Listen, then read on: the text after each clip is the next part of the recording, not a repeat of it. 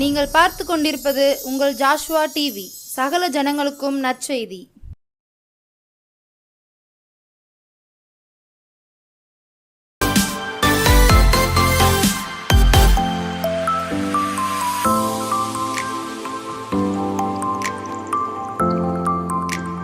ஒருவராய் பெரிய அதிசயங்களை செய்கிறவரும் ஒரு நாளும் சாவாமை உள்ளவருமாகிய இயேசு மகாராஜன் தந்த இந்த நல்ல நாளிலே மறுபடியுமாய் உங்களை சந்திப்பதிலே மிகுந்த மகிழ்ச்சி. இந்த ஜமான் இயேசு மகாராஜன் உங்களை ஆசீர்வதிப்பாராக. அன்பு கர்த்தருடைய பிள்ளைகளே, நம்முடைய இந்த ஜெப வேளையிலே நீங்கள் அநேகர் என்னோடு கூட சேர்ந்து ஜெபிக்கிறேன் என்று சொல்லும் பொழுது மிகுந்த சந்தோஷமாக இருக்கிறது. உங்கள் ஜெப குழுக்களிலும் இந்த நம்முடைய ஜெபங்களை நீங்கள் நினைத்துக் கொள்ளுங்கள். கர்த்தர் உங்களை ஆசீர்வதிப்பாராக. இந்த நாளிலே நம்மிடத்தில் வந்து அநேக ஜெப குறிப்புகளில் ஒன்று, வேலை இல்லை ஐயா, படித்திருக்கிறேன், நல்ல வேலை இல்லை, எனக்காக ஜெபியுங்கள் என்று அநேகர் கேட்டுக்கொண்டார்கள். வேலை இல்லாத ஒவ்வொருவருக்காய் நாம் ஜெபிக்க இருக்கிறோம். நாம் ஜெபிப்போமா? என் அன்பு கர்த்தருடைய பிள்ளைகளை, என்னோடு கூட சேர்ந்து ஜெபியுங்கள். நாம் ஒருமித்து தேவாதி தேவனிடத்தில் இந்த ஜெப குறிப்பை அனுப்புவோம். கர்த்தர் பெரிய காரியங்களை தம்முடைய பிள்ளைகளுக்கு செய்வார். ஜெபிப்போமா? எங்கள் அதிகமாக நேசிக்கிறவர்கள் பரலோக பிதாவே, இயேசு அப்பா, தேவரீர் இந்த நாளிலே வேலை இல்லாதிருக்கிற நண்பு சகோதரனையும் சகோதரியையும் கண்ணோக்கி பாருங்கப்பா. எனக்கு ஒரு வேலை இல்லையே, எவ்வளவு கஷ்டப்பட்டு படித்தேன், எனக்கு ஒரு வேலை இல்லையே, என் படிப்புக்கேற்ற ஒரு வேலை இல்லையே, என்னுடைய வருமானம் என் குடும்பத்துக்கு போதவில்லையே, நான் என்ன செய்வேன், எப்படி வாழ்வேன் என்று கலங்கி நிற்கிற பிள்ளையை கண்ணோக்கி பாருங்கப்பா. தயவாய் நிர்மானதற்கு வைங்கப்பா. நிர்மானதற்கும் உள்ளவரை நான் வேதத்தில் நான் பார்க்கிறேனே, மனதிறங்குங்க ஆண்டவரே. இந்த ஆண்டு இவர்களுக்கு ஒரு நல்ல வேலை வாய்ப்பை தாரும். நான் சொல்லுவேன், நிஜமானே இவர்கள் விரும்பினதற்கும் மேலான ஆசீர்வாதத்தால் நிரப்புங்கப்பா. உடைய பிள்ளைகள் ஆசீர்வாதமாய் வாழட்டும். நல்ல வேலை வாய்ப்பை தாங்க ஆண்டவரே. இவர்கள் அநேகருக்கு வேலை வாய்ப்பை கொடுக்கிற பிள்ளைகளாய் மாறட்டும். நசரேயனாகிய இயேசு ரட்சகருடைய நாமத்தினாலே நான் உம்முடைய அடிமைகிற அதிகாரத்தோடு உம்முடைய பிள்ளைகளுக்காக நான் ஜெபிக்கிறேன். ஜெபங்களும் நல்ல பிதாவே, ஆமேன், ஆமேன், ஆமேன். அடுத்து ஒரு ஜெப குறிப்பாய் நம்மில் அநேகர் பொழுது சொல்லுகிற ஒரு காரியம், ஐயா, கடன், விதவிதமான கடன், மக்களை எப்படியாகிலும் கடனாக்க வேண்டும் என்று விதவிதமான வழிகளில் இந்த பொல்லாத உலகம் துடித்து கொண்டு இருக்கிறது. செல்போனில் நீங்கள் தேடி அலைய வேண்டாம். உங்களுக்கு நாங்கள் கடன் தரோம், நீங்கள் 0% வட்டி, நீங்கள் இவ்வளவுதான் கம்மின்னு சொல்லி எப்படியோ மக்களின் மனதை மயக்கி தேவையில்லாத பொருட்களையும் வாங்க வைத்து கடனாளியாக இருக்கிறார்கள் அநேகர். தெரியுமா உங்களுக்கு? அவர்களுக்கு தேவையோ இல்லையோ, இந்த டிவி வாங்கினா அவங்களுக்கு 0% வட்டி, அதில் எல்லாமே சேர்த்து வந்துடும். இதை தெரியாமல் அநேகர் அதை சுருக்கமாக சொல்வார்கள், இஎம்ஐ. என்னதுங்க இஎம்ஐ? சிலர் படிக்காத சொல்ல லோனுக்கு வாங்கியிருக்கிறோம். ஐயா, விதவிதமான காரியங்களில் இந்த உலகம் இச்சிக்கிறது. இந்த உலகத்தின் ஆசாபாசங்களுக்கு இச்சைகளுக்கு மயங்கி தனக்கு அருமையான பணத்தை இழந்து வாழ வழி தெரியாமல் இருக்கிற அநேகர் உண்டு. இன்னும் விதவிதமான பிரச்சனைகள் மூலமாகவும் வியாதியின் மூலமாகவும் முன்னேற முடியாது இருக்கிற அநேக கர்த்தருடைய பிள்ளைகள் உண்டு. அவர்கள் ஒவ்வொருவருக்காய் ஜெபிக்க இருக்கிறோம். என் அன்பு கர்த்தருடைய பிள்ளையே, தரித்திர நிலை மாற வேண்டும் என்றால் நான் சொல்லுவேன், சரித்திர நாயகனாம் நிஜமான் இயேசு மகாராஜனை அழையுங்கள், உங்கள் தரித்திரம் மாறும். ஆம், உங்கள் பிரச்சனை, வேதனை, வருத்தத்தை நீங்கள் நிஜமான் இயேசு மகாராஜனிடத்தில் சொல்லுங்கள். நான் அடிக்கடி சொல்லுவேன், கழுகுக்கு பார்த்தீங்கன்னா எதிரி யாரு தெரியுமா? நம்ம காக்கா. அது எதையாவது எடுத்துடுச்சுன்னா இந்த காக்கா வேகமாக வரட்டும், அதுட்டு எப்படியாவது பிடிங்கிடலாமான்னு முயற்சி செய்யும். கூட்டமாக இருந்து ஒரே ஒரு கழுகு, அந்த கழுகு என்ன செய்யும்? தன்னுடைய இறை அப்படி இந்த காக்காவோடு நின்று போராடாது, இந்த காக்காவோடு நின்று சண்டை செய்யவே செய்யாது. அது மேலே மேலே மேலே மேலே மேலே போய்கொண்டே இருக்கும். கொஞ்ச தூரத்துக்கு பிறகு இந்த காக்காவால் போகவே முடியாது. நான் அதே போல் சொல்லுவேன், என் அன்பு கர்த்தருடைய பிள்ளையே, உன் ஜெபத்தை மேலே எஜமான் இயேசு மகாராஜாவுக்கு அனுப்பு. உன் பிரச்சனையை மேலே கொண்டு வா, சேனைகளின் கர்த்தரிடத்தில் கொண்டு வா. கீழே வைத்திருந்தால் பொல்லாத உலகம் உனக்கு ஒன்றுக்கு இரண்டாய் உன்னை திரித்து உனக்கு துக்கத்தையும் வருத்தத்தையும் கொடுக்கத்தான் செய்யும். இந்த உலகம் மனிதனிடத்தில் உன் கவலையை வேதனையை வைக்காதே, தேவனிடத்தில் கொண்டு வா. தேவன் அதை உனக்கு நன்மையாக மாற்றி தருவார். கடன் பாரத்தில் இருக்கிறவர்களுக்காக நாம் ஜபிப்போமா? எங்கள் அதிகமாக நேசிக்கிறவர்கள் பரலோக பிதாவே, இயேசு அப்பா, எப்படி கடன் வந்ததுனே தெரியலையா, ஆனால் கடனோடு வருகிறேன், நன்றாய் வேலை செய்கிறேன், எந்த ஒரு அனாவசிய செலவும் செலவழிக்கலை, ஆனாலும் தரித்திரம் என்னை விடுவதில்லையே. 4 நாள் வேலை செய்தால் 3 நாள் சும்மா இருக்க வேண்டியது இருக்குதே. நான் என்ன செய்வேன்? எப்படி என் பிள்ளைகளை வளர்ப்பேன்? எப்படி என் கடனை அடைப்பேன்? எப்படி ஒரு வீடு வாங்குவேன்? எப்படி இந்த உலகில் நான் வாழ்ந்திருப்பேன் என்று கலங்குகிற பிள்ளையை பாருங்க டேடி. கடன் மாறட்டும் ஐயா, தருத்திரம் என்னும் இந்த கடன் பாரம் மாறட்டும். தெய்வமே, நீர் மனதிறங்குங்கப்பா. உம்முடைய பிள்ளைகளுக்கு நீர் சொல்லியிருக்கிறீரே, நீ அநேக ஜாதிகளுக்கு கடன் கொடுப்பாய், நீயோ கடன் வாங்காதிருப்பாய் என்று. அந்த வார்த்தையை உடைய பிள்ளைக்கு சொல்லுங்கப்பா. இன்னைக்கு துக்கத்தோடு இருக்கிற உடைய பிள்ளைக்கு சொல்லுங்கப்பா. ஐயோ, கடனினால தற்கொலை தான் முடிவோ என்று சொல்லி தற்கொலைக்கும் முயன்ற அநேகர் உண்டப்பா. இவர்களுக்கு நீர் சொல்லும், தற்கொலை முடிவல்ல, நீ வாழ்ந்திருப்பாய், உனக்கு ஆசீர்வாதம் நன்மையும் வரும் என்று சொல்லுங்க டேடி. நீர் சொல்வீராக. எத்தனையோ பல லட்சம் பல கோடி பேருடைய வாழ்வை மாற்றின தெய்வம் உன் வாழ்வை மாற்ற வல்லமை உள்ளவர். அவர் போதுமானவராக இருக்கிறார். உன் பிரச்சனைகளை தேவனிடத்தில் கொண்டு வா. நான் முன்னமே சொன்னது போல நீ அந்த கழுகை போல மேலே கொண்டு வா, உலகத்தில் வைக்க வேண்டாம். நிஜமான உன்னை ஆசீர்வதிப்பார். சகல நன்மையும் கிருபையும் கர்த்தாவே இந்த நிகழ்ச்சியை பார்க்கிற ஒவ்வொருவருக்கும் வரட்டும். கடன் பாரங்கள் நீங்கட்டும். எங்கள் மீட்பர் ரட்சகருமாகிய இயேசு கிறிஸ்துவின் மூலம் ஜெபிக்கிறேன் பிதாவே. என் அன்பு கர்த்தருடைய பிள்ளைகளே, இந்த நல்ல நாளில் நான் உங்களோடு பேசும்படியாய் என் எஜமான் இயேசு மகாராஜன் எனக்கு தந்த ஒரு வேத வாக்கியம். அது யோவான் எழுதின சுவிசேஷம் 14ஆம் அதிகாரம் 18வது வசனம். நாம் வாசிக்க கேட்போமா? நான் உங்களை திக்கற்றவர்களாய் விடேன், உங்களிடத்தில் வருவேன். இந்த நாளிலே நாம் வாசிக்க கேட்ட பகுதி விதமாய் சொல்கிறது, நான் உங்களை திக்கற்றவர்களாய் விடேன், உங்களிடத்தில் வருவேன். இது யார் சொன்னது? சேனைகளின் கர்த்தர், வானத்தையும் பூமியும் வார்த்தையால் உண்டு பண்ணினவர், ஒருவராய் பெரிய அதிசயங்களை செய்கிறவராகும். இவர் சொல்லுகிறார், என்னால் செய்யக்கூடாத அதிசயமான காரியம் ஒன்று உண்டோ என்று சொல்லி சவால் விடுகிற தேவன் சொல்லுகிறார், நான் உங்களை திக்கற்றவர்களாய் விட்டேன், உங்களிடத்தில் வருவேன். என் அன்பு கர்த்தருடைய பிள்ளையே, ஏதோ ஒரு நெருக்கத்தோடு ஏதோ ஒரு பிரச்சனையில் மனம் பதறி, எனக்கு உதவி செய்வதற்கு யாருமே இல்லையே, என் மேல் அன்பு செய்ய யாருமே இல்லையே, யார் எனக்கு உதவுவார், யார் என் சார்பாக இருக்கிறார் என்று சொல்லி கலங்குகிறீர்களா?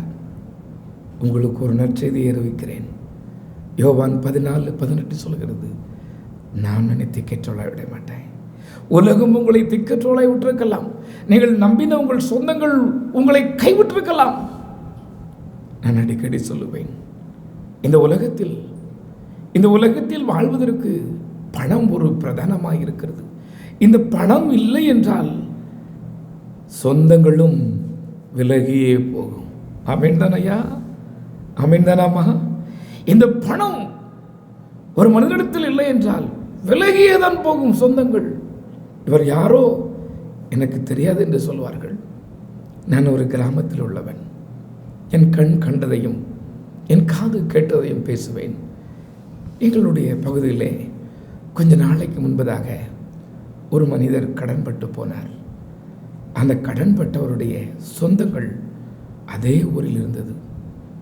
அந்த சொந்தங்கள் அந்த கடன்பட்ட அந்த மனிதனை பார்த்தால் ஓடி ஒளிந்து கொள்ளும், விலகி கொள்ளும். ஐயோ, இவன் வருகிறான், இவனிடத்தில் எதிர்பட்டால் நம்மிடத்தில் ஏதாவது கேட்பானே, ஓடி ஒளிந்து கொள்ளும். ஆபத்தில் உதவுவதற்கே சகோதரன் பிறந்திருக்கிறான் என்று வேதம் சொல்லுகிறது. எத்தனை சகோதரர்கள் ஆபத்தில் உதவுகிறார்கள். என் ஆண்டவர் உங்களை ஆஸ்வதிப்பாராக. ஆனால் திக்கற்றவர்களுக்கும் விதவைகளுக்கும் ஏழைகளுக்கும் இயேசு தெய்வமே வந்து நிற்கிறாராம். ஏதோ ஒரு காரியம் உங்களை இன்றைக்கு தனிமையில் பார்த்து கொண்டிருக்கிறதா? ஒரு நாள் ஒரு அருமையான ஒரு பட்டணத்துக்கு அழைக்கப்பட்டிருந்தேன். அந்த கன்வென்ஷன் கூட்டம் முடிந்தது. முடிந்த பின்பு அநேகர் ஜெபித்து கொண்டு இருக்கிற வேளையிலே ஒரு அருமையான சகோதரி சொன்னாள், ஐயா கொஞ்ச நேரம் நில்லுங்க, நீங்கள் எப்படி இங்கே சாப்பிட்டு தானே போவீங்க, கொஞ்சம் இருங்க ஐயா, என் வீட்டுக்காரரை கூட்டு வந்துடுது. நான் ஏனம்மா என்றேன். இங்கே பக்கத்தில் இருக்கிறாரு, கொஞ்சம் எனக்காக கொஞ்சம் நில்லுங்க ஐயா, கொஞ்சம் நில்லுங்க என்று சொல்லி என்னை நிற்க வைத்து கொண்டே தன்னுடைய கணவருக்கு போன் செய்து அழைத்தார். அவர் வந்தது. நான் கேட்டேன், எதற்காக ஜெபிக்க வேண்டும்? அதற்கு அந்த சகோதரி சொன்னாள், ஐயா இந்த மனிதர் நடக்காததுக்கெல்லாம் பயப்படுதாரு, எதுவுமே நடக்கலை, ஆனால் அப்படி நடந்துருமோ இப்படி நடந்துருமோன்னு சொல்லி பயம். எனக்கு யாரும் இல்லையே, நான் என்ன செய்வேன் என்று ஒரே பயத்தில் புலம்புகிறார். ஐயா இந்த மனிதன், இவனுக்கு ஜெபியுங்கள் என்று சொன்னார்கள். என் அன்பு கர்த்தருடைய பிள்ளையே, ஒருவேளை நீங்களும் இப்படி தனிமையில் புலம்பிக் கொண்டு இருக்கிறீர்களோ, நடக்காத காரியத்தை குறித்தும் புலம்பிக் கொண்டு இருக்கிறீர்களோ, பொல்லாத மனிதன் சொன்ன வார்த்தையை நம்பி துக்கத்தையும் வருத்தத்தையும் அனுபவித்துக் கொண்டு இருக்கிறீர்களோ, என் அன்பு கர்த்தருடைய பிள்ளையே, உனக்கு யார் இருக்கிறார் என்று கேட்கிறார்களா? உனக்கு ஒருவனும் இல்லை, உன்னை என்ன செய்தாலும் உனக்கு கேட்கிறதற்கு ஆள் இல்லை என்று சொல்கிறார்களா? என் சகோதரனே சகோதரியே, பயப்படாதே. தேவாதி தேவன் சொல்லுகிறார், இவர் வார்த்தையில் உண்மை உள்ள தெய்வம். மனிதன் வாக்கு மாறுவான், இந்த தெய்வம் வாக்கு மாற மாட்டார். அவர் சொல்லியிருக்கிறார், நான் வருவேன், உன்னை திக்கற்றவனை விடவே மாட்டேன். நீ எந்த சூழ்நிலையில், நீ எந்த இடத்தில் உதவியற்று இருந்தாலும் அங்கே நான் வருவேன் என்று சொல்லியிருக்கிறார். இந்த தேவாதி தேவன் அப்படி செய்தாரா என்று நான் வேதத்தில் இருந்து உங்களுக்கு காண்பித்துக் கொடுக்க இருக்கிறேன். என்னோடு திருப்புங்களேன் 1 ராஜாக்களின் புஸ்தகம் 17ஆம் அதிகாரம் 10 to 13 வரைக்கும் ஒரு சம்பவம் இருக்கிறது. அங்கே ஒரு விதவை இருக்கிறாள். அவளுக்கு பெயர் சாரிபாத் ஊரில் உள்ள ஒரு விதவை. அந்த விதவை தருத்திரம் மிகுதியினால் கைவிடப்பட்டு விட்டாள். எல்லோ சொந்தங்களும் கைவிட்டிருக்கும். பஞ்சம், தேசத்தில் பஞ்சம் இருக்கிறது. அந்த கைமண்ணுக்கு ஒரே ஒரு மகன் இருக்கிறான். நான் நினைக்கிறேன், என்னுடைய கற்பனை ஐயா, ஒருவேளை இப்படி நடந்திருக்கலாம். அந்த பானையில் அந்த எண்ணெயும் மாவும் குறையும் போது வேறு வழியே இல்லை, 2 தான் சொல்றதுக்கு இருக்கு, இதை தின்னுட்டு செத்துருவோம் அப்படின்னு சொல்றதுக்கு முன்னக்கிட்டேயே தன்னுடைய சொந்தங்கள்கிட்ட போய் கேட்டிருப்பா. அப்படித்தானே ஐயா? அண்ணே, நீங்கள் எனக்கு அண்ணன் தானே, என் கணவர் இல்லை, எனக்கு ஏதாவது நீங்கள் ஹெல்ப் பண்ணுங்க. மாமா, என் கணவர் இல்லைம்மா, எனக்கு ஏதாவது கொஞ்சம் ஹெல்ப் பண்ணுங்க, எனக்கு பஞ்சம், வாழ வழி தெரியல, எனக்கு ஒன்றுமே இல்லை என்று சொல்லி தனக்கு தெரிந்தவரிடத்தில் பேசியிருக்கலாம். நாம் அதிகமாய் நம்புவோமே சொந்தம் சொந்தம் என்று அந்த சொந்தத்தில் கேட்டிருக்கலாம். எல்லாம் கைவிடப்பட்ட நிலை, எல்லோரும் கைவிட்டு விட்டார்கள். இனி வாழ முடியாது என்ற ஒரு சூழ்நிலைக்கு வந்து விட்டாள். இனி என்னால் இந்த பூமியில் வாழ முடியாது, என் மகனோ வாலிப மகன், இவனும் இனி பூமியில் வாழவே முடியாது, பஞ்சம் இருக்கிறது, எனக்கு உதவி செய்ய யாருமே இல்லையே, நான் எப்படி வாழ்வேன் என்று சொல்லி கண்ணீரோடு அழுது கொண்டு அங்கே அந்த வேதத்தில் வாசிக்கிறேனே, கேளுங்களேன். 1 ராஜாக்களின் புஸ்தகம் 17ஆம் அதிகாரம் 10 நான் சுருக்கமாய் உங்களை வாசிக்கிறேன்.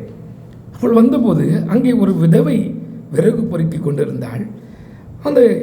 அவன் அவளை பார்த்து கூப்பிட்டு, நான் குடிக்கிறதுக்கு கொஞ்சம் தண்ணீர் பாத்திரத்தில் எனக்கு கொண்டு வா என்றான். கொண்டு வர அவள் போகிற போது அவன் அவளை நோக்கி கூப்பிட்டு, கொஞ்சம் அப்பம் உன் கையில் எனக்கு கொண்டு வா என்றான். அதற்கு அவள், பானையில் ஒரு பிடி மாவும் கலையத்தில் கொஞ்சம் எண்ணெயுமே அல்லாமல் என்னிடத்தில் ஒரு அடையும் இல்லை என்று உம்முடைய தேவனாகிய கர்த்தருடைய ஜீவனை கொண்டு சொல்கிறேன், இதோ நானும் என் குமாரனும் சாப்பிட்டு செத்து போக அதை எனக்கு ஆயத்தம் பண்ண 2 விறகு போர்கிறேன் என்று சொன்னாள். எலியா என்கிற ஒரு தீர்க்கதரிசி இருக்கிறார். அவரோ உயிருக்கு பயந்து ஒளிந்து கொண்டிருந்தார். அந்த இடத்தில் தேவன் சொல்லுகிறார், நீ சாரிபாத்துக்கு போ, நீ சாரிபாத்துக்கு போ.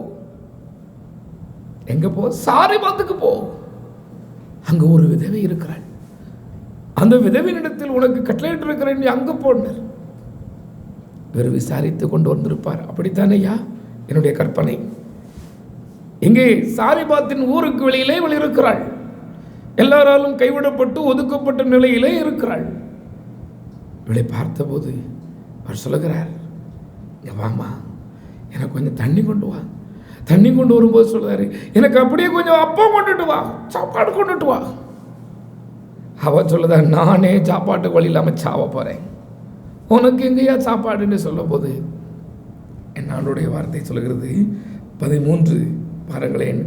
அப்பொழுது எலியா அவளை பார்த்து, பயப்படாதே, நீ போய் உன் வார்த்தையின்படி ஆயத்தப்படுத்து. ஆனாலும் முதலில் அதில் எனக்கு ஒரு சிறிய அடையை பண்ணி என்னிடத்தில் கொண்டு வா. பின்பு உனக்கும் உன் குமாரருக்கும் பண்ணலாம்.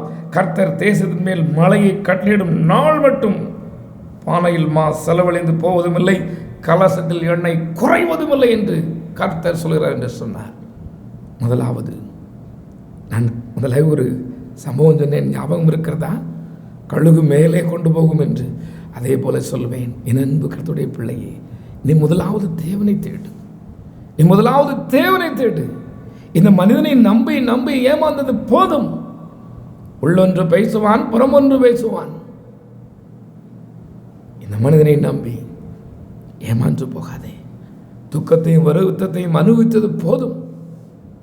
என் அன்பு கர்த்தருடைய பிள்ளை, என் அன்பு சகோதரியே, எத்தனை முறை உன்னை என் ஆண்டவர் தம்முடைய கரத்தை நீட்டி அழைத்தும் அழைப்புக்கு மாறாயனை போனதுனாலே இன்னைக்கு வருத்தத்தையும் வேதனையும் அனுபவித்துக் கொண்டு இருக்கிறாயா?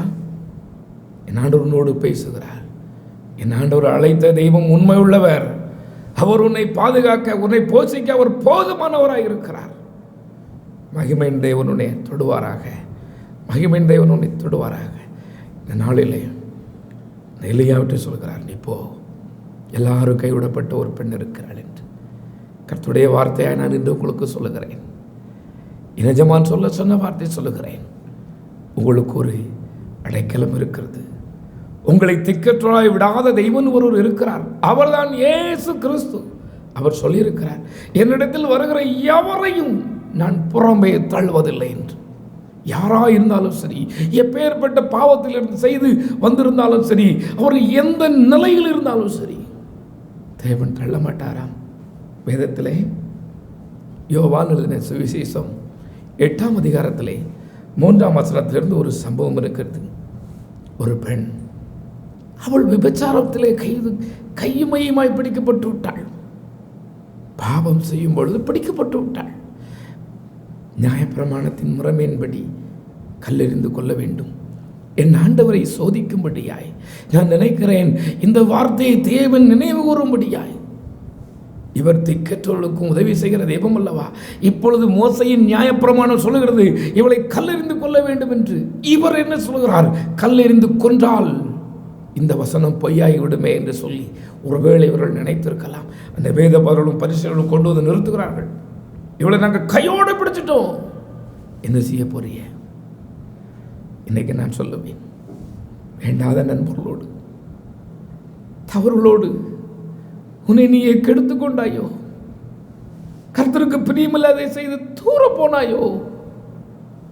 என் அன்பு சகோதரனே, சகோதரியே, என் எஜமான் உண்மையில் அன்பாயிருக்கிறார். ஐயோ, எல்லாரும் கொண்டு வந்துட்டாங்க. நான் நினைக்கிறேன், என்னுடைய கற்பனை, அவள் சொந்தம் வந்து நின்றுக்கும் அந்த இடத்துல. அன்றைக்கு யூதர்கள் யாரையாவது கல்லெறியாமல் போனால் அவங்க மேலே பாவம் வந்துன்னு சொல்லி அத்தனை பேர் நிற்பாங்க அந்த பட்டணத்தில் உள்ளவங்க.